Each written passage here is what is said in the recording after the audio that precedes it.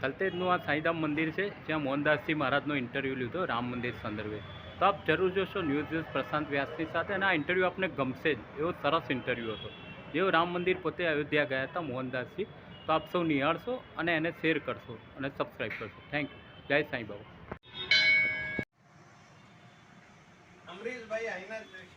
હા, એમના બ્રધર હતા ને પૂજારી, મને કહેતા હતા. હા, મેનેજર હતા મારા શ્રી આપની. જય સિયારામ, જય સિયારામ. મારા શ્રી પ્રસન્ન રહો. બસ મારા શ્રી, તમારા આશીષ અમે ગરીબ.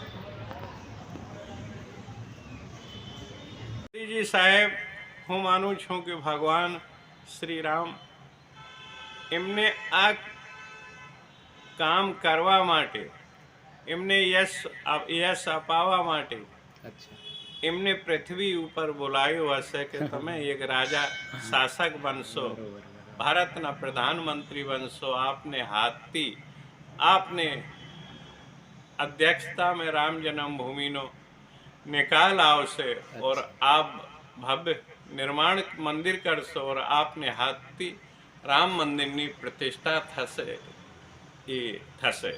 તો એ સમય એમનો ભાવ હૃદયમાં ઝલકતો હતો. ચહેરા ઉપર એમનો મોદી સાહેબના હૃદય એ ચહેરા पे એ ઝલકતો હતો કે એ ભાવુક થઈ ગયા છે.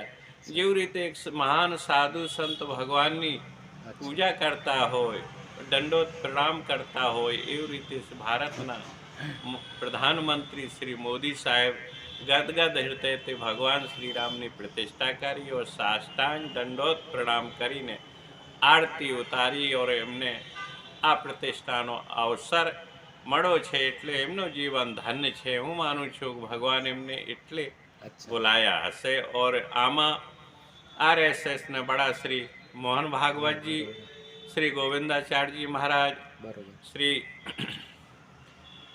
नित्य गोपाल दास जी महाराज और अन्य और श्री उत्तर प्रदेश ना मुख्यमंत्री श्री योगी आदित्यनाथ जी, उत्तर प्रदेश ना राज्यपाल श्री मती आनंदीबेन, अनेक महानुभावों की हाजरी में एमने हाथ और निर्मोही अखाड़ा श्री महंत एमने हाथ प्रतिष्ठाનો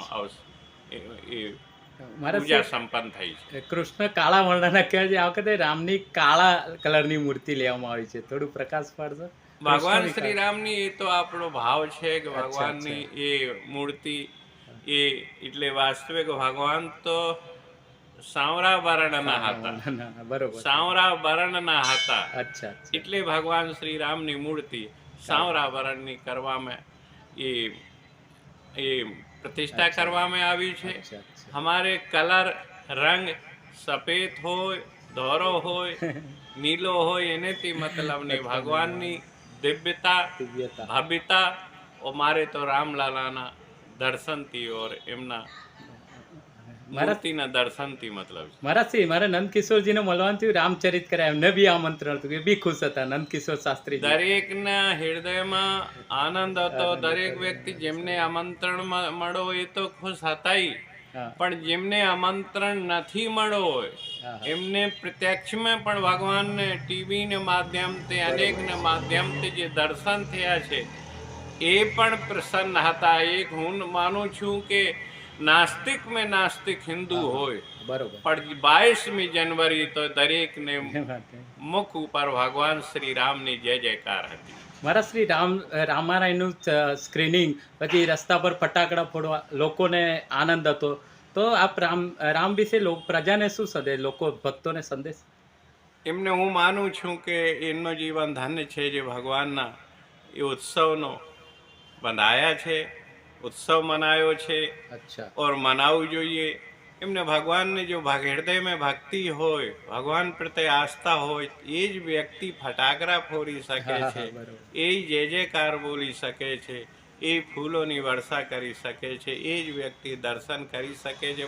ભારતની ભૂમિ પવિત્ર ભૂમિ છે, પૂર્ણાત્મા ભૂમિ છે. यहाँ कण कण में ભગવાનના અમે દર્શન કરીએ છીએ. એટલે 22મી જાન્યુઆરી હિન્દુ માત્ર પણ રામ ભક્ત બની ગયો હતો. કઈ વિશેષ અનુભવ અયોધ્યા દરમિયાન આપને કઈ વિશેષ અનુભવ એ થયો છે કે મારા જીવનમાં આટલી ઉંમર મારી થઈ પણ આટલું ભવ્ય ઓર દિવ્ય ઉત્સવ મારી જિંદગીમાં જોવાનું મળ્યું નથી.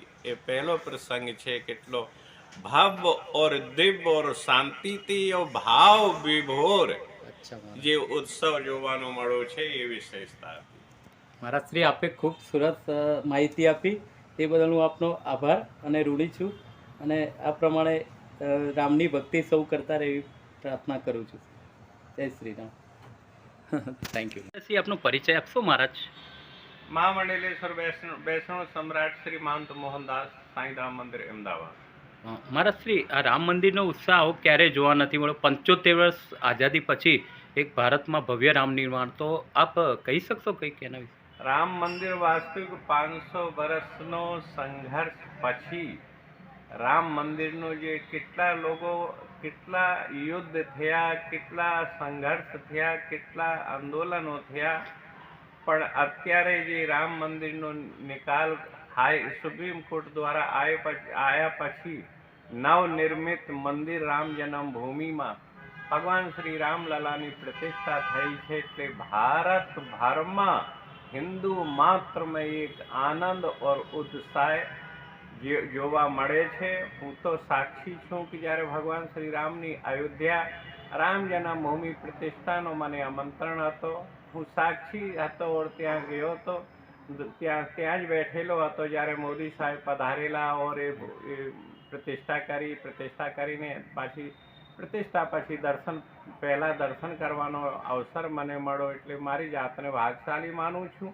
પણ જે લોકો આયા હતા ઓર જે લોકો જ્યાં જ્યાં ભારતભરમાં હતા, એવી રીતે દિવાળી કરતા વધારે ઉત્સવ લોકોને જાતે મનાયો છે. પોતપોતાને ઘેરે સાથિયા પૂરા છે, ફૂલોથી શિંગારા છે, ધ્વજા પતાકા તોરણ મંદિરોમાં, ભારતભરના મંદિરોમાં રામધૂન, અખંડ રામધૂન, રામાયણનો પાઠ ઓર સત્સંગ, ભજન ઓર સમૂહ ભોજન, એવી રીતે દેખો ઉત્સવ રામ લલાની પ્રાણ પ્રતિષ્ઠાનો ભારતભરમાં લોકો મનાયો છું. યોગાનુયોગ એ છે કે જ્યારે હું અયોધ્યા ગયો તો, અમદાવાદ એરપોર્ટમાં ગયા, ત્યાં પણ જે લોકો કર્મચારી હતા એ લોકો પણ જય શ્રી રામ બોલતા હતા.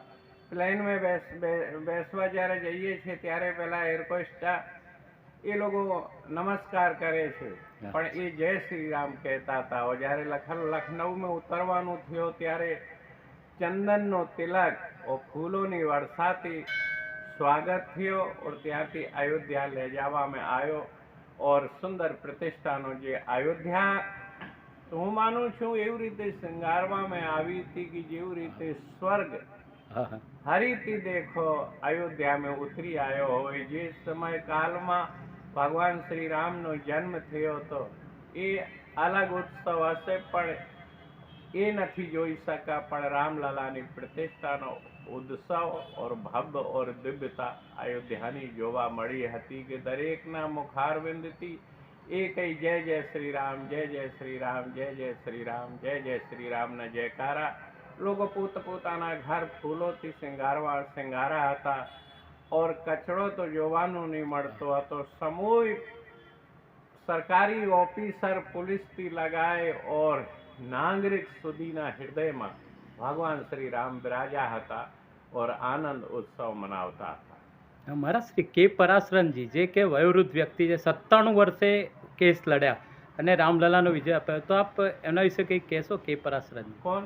કે પરાશરણજી, જેમણે વકીલ હતા અને લલા વિશે કે કોર્ટમાં 97 વર્ષે કેસ લડ્યા, એટલે બધા એમને ખૂબ તારીફ કરે. આપ કંઈક કહેશો? વાસ્તવિક એ વ્યક્તિ ભાગશાળી હા હા કે જેને ભગવાન શ્રી રામને હા કેસ લડવાનો હા. और ભગવાનના ફેવર રામ મંદિરના ફેવરમાં જે કેસ લડતા અચ્છા હતા અચ્છા और संघर्ष करता था तो इनकी वाणी और इनो भड़तारोनी वकालत હા એમનો દેખો કલ્યાણમય થઈ ગઈ એમનો તો અચ્છા. કલ્યાણ થઈ ગયો છે કે જે ભગવાન શ્રી રામના કામમાં એમનું જીવન આવ્યું છે એવો વકાલતનો એમને અવસર મળ્યો છે મારા શ્રી ત્યાં મોહનજી ભાગવત હતા પ્રાઇમ મિનિસ્ટર હતા અને નૃત્ય ગોપાલદાસજી મહારાજને આપ મળ્યા છો તો કંઈક કહેશો હા નિત્ય ગોપાલદાસજી મહારાજ તો અમારા બંધની છે પૂજની છે છોટી છાવનીના હા. માંત છે હા. વર્ષો સુધી એ જ્યારથી છોટી છાવની અયોધ્યામાં બિરાજા ત્યારથી વિશ્વેન્દુ પરિષદને સાથે રામલલા રામ જન્મભૂમિ માટે કે સાથે સંઘર્ષ કરેલા છે ખૂબ જ સંઘર્ષ કરેલા છે અચ્છા સર્વપ્રથમ જગતગુરુ શ્રી રામાનંદાચાર્ય हमारा સ્વામી શ્રી શિવરામાચાર્યજી મહારાજ અધ્યક્ષ હતા એમના સ્વર્ગ ધામ ગયા પછી સ્વામી શ્રી રામચંદ્ર પરમહંસજી મહારાજ એ રામ જન્મભૂમિના અધ્યક્ષ હતા એમના સ્વર્ગવાસ થયા પછી સ્વામી શ્રી નિત્ય ગોપાલદાસજી મહારાજ અધ્યક્ષ હતા હું માનું છું કે નિત્ય ગોપાલદાસજી મહારાજ એક અદ્ભુત और युग पुरुष છે કે જેમને અધ્યક્ષતામાં ભગવાન શ્રી રામની પ્રતિષ્ઠા કરવાનું और એમને જોવાનું और અવસર મળ્યો છે એટલે મહારાજ ને ચરણો મેં વારંવાર વંદન કરું છું એ અવસર શ્રી ભારતના યશસ્વી પ્રધાનમંત્રી શ્રી મોદી સાહેબની જે દિવ્યતા હોય એને ચહેરા પર અચ્છા જે અચ્છા. તેજ ઝલકતો હતો કેમ કે 11 દિવસની પ્રતિષ્ઠા